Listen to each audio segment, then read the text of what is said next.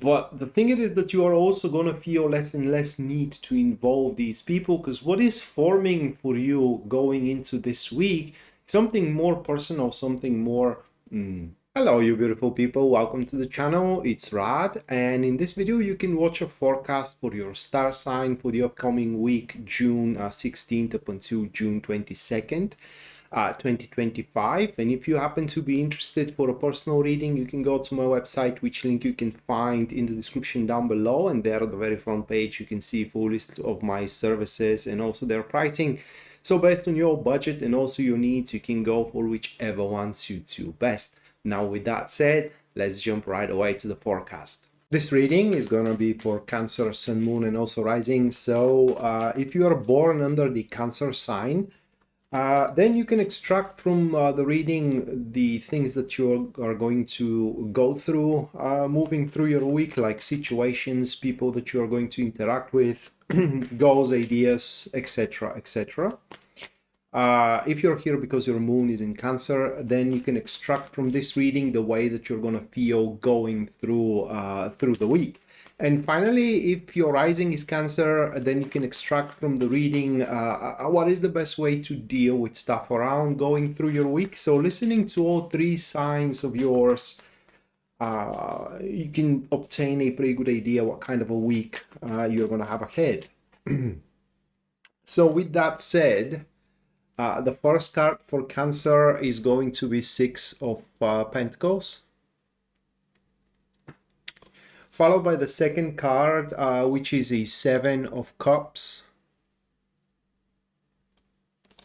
The third one, that will be the Queen of Pentacles. And the last one, that will be the Fool. Now, these cards, Cancer, they do paint, I would use that word, although don't take it dramatically. They paint kind of a sad picture. And so what we have is it's somewhat of a departure that you will become a main character of. Now, the first card of your spread, which marks the topic, the theme, the environment of your week, Six of Pentacles, does kind of like shows that within this week there is going to be a clear boundary in between you and your associates, your acquaintances, and in general the people that are important in your life. And so everyone is going to deal with their own stuff, not having the ability or not being capable of to involve other people in. In our country, we do have, in Bulgaria, I mean, we do have a kind of a say for that, okay? You know, kind of a parable. We are saying that every frog knows their own pond. So you will have your own pond, okay? And no other person, or if we follow the parable, no other frog is allowed to be in. And so the people that you usually, for example, work with and have a at your side, say, or interact with, and so on and so forth, are going to start being less and less involved, and are going to start feeling less and less involved, obviously. But the thing is that you are also going to feel less and less need to involve these people, because what is forming for you going into this week, something more personal, something more attuned to you exquisitely, rather than, you know, having everyone else kind of like being a part of and having to share it with other people and with you know, other subjects as well, which is a good thing from one side, because at the end of the day, once the week concludes, you're going to have something for yourself, like a goal for yourself that only you can follow, like a subject, a hobby. Or how I like to see it, it is that by the end of the week, you're going to have something that is going to make you happy, being detached, being completely independent from the influence of anyone else, and therefore is gonna care for your happiness and not being tugged and shoved by, say, the mood or the wishes of the people around. A few things that are important to be said about your week, though, is that whatever challenge or task you are to face going through the week, you will have to rely solely on yourself rather than expect anyone else to help you. I know that there is not going to be any wish, even even if people don't wish, some of them may be willing to acquiesce to it, knowing what is going to be the benefit moving forward, having you owing them a favor. But the thing is that even if there are people who are capable to influence, the task and etc., they won't be able to solve it, but more like a kicking the can down the road, postponing the issue for the future, no less than taking a loan to pay out a debt. At the end of the day, yes, you have paid the debt right now, but you still owe money. Okay, so it's kind of like kicking the problem down. Moving next, it is the second card here, which is what is going to hold you back, and that depends how dreamy you are. Because what is going to form that it is personalized for you, whether a project, and so on and so forth, it will have a big promises.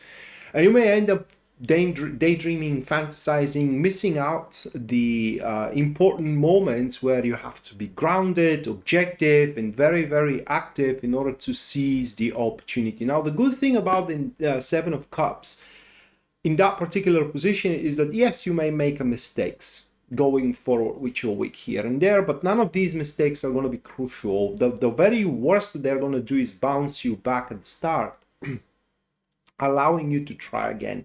Though this bounce is going to be accompanied with rather quite of a big disappointment, and there is no need for you to suffer that really. It is just face again whatever you are to participate into or create for yourself with objectiveness and being grounded, rather than fantasizing, daydreaming, and flying into the cloud nine. But other than that, Seven of Cups is super benign when it comes to the second position. That is what holds you back, and the only thing again that you have to do is just keep your eyes on the prize. Don't daydream and don't rely on a luck. Now, what is going to help you here is a Queen of Pentacles. Now, the first thing that helps you, that is a person. The additional card to the Queen of Pentacles, that is a Seven of Wands. So that is a person who does have a, I don't know how you call it in English, but it is like a cherishable envy. When you are happy for the person that they do have the chance, that they are growing, but you envy them in the same way, or in the same time, that they have that amazing opportunity. It's not like you hate them. It's not like you hold any grudge, it's not like you do, you are petulant about it, but it's like you wished that back in the days, for example, you had that amazing start. So that person is going to envy you in that good way, in that a blessed way for the situation that you are going to be, having your own pond and being able to develop it and involve it in any way you wish. And they will be able to help you with resources. Now, that is a person who does have a lot of them. Primarily monetary, primarily material resources. They may lend you a space or a place, where you can work comfortably. They may give you a financial injection if it is some kind of business you wanna develop. But the thing is that with their help or with the association with them, and again, there is a very clean line here. Okay, they will not gonna involve themselves in it. They will just going to offer you any kind of resources you need, but the work, it is you that you have to make. So with their association to the project or to the enterprise, you guys are going to barely scratch the surface, in a sense of that, yes, you are going to have a super good results going through your week, you know, developing your own thing, but that is just the beginning. There is going to be so much bigger potential to it that you can develop in the future. So I can see you here that this week is going to mark the start of a something grand, something big, like a big job, big project, big relationship, if you will, because that could be your pond and no one else can be involved in it, right? If there is someone involved in it, then that's an issue. But after this collaboration here, the week wraps up with the full card. So at that point, you're going to have yourself being open for other people around. Now, having your project, your enterprise safely and soundly secured, and now you can invite the rest in without them being able to influence it in any way. But that is just on the social front. Now, on the personal front, through the full card, in this week, you now are going to have the luxury and the freedom and as well the means to develop yourself and to develop, for example, your love life or your career in any way you want. I mean, this card signifies, as a wrap up, that the world is your oyster and the sky, pretty much, it is your limit. And none of the old ghosts that you may have been locked in the closet is going to haunt you, okay? None of your past issues, none of your past mistakes, none of the past people that you may have grudge with, end up on the wrong foot with, and so on and so forth. Now you can start clean with that new enterprise, which you are going to end up developing going through the week. One negative thing to it though, or unpleasant thing, is, like I said, people are going to feel uninvolved, and therefore there is going to be a severance of a friendship or of a very loyal companionship here, because that person is going to feel completely left out, and this severance is going to be forgot. So that said, Cancer, that was your weekly reading. Hopefully you do enjoy it and you do like it, guys. And if you did, you can subscribe to the channel, leave a like, comment on the video as well if you feel so. Either of that is going to help with the YouTube algorithm, and hopefully we're going to see each other next time. Until then, bye.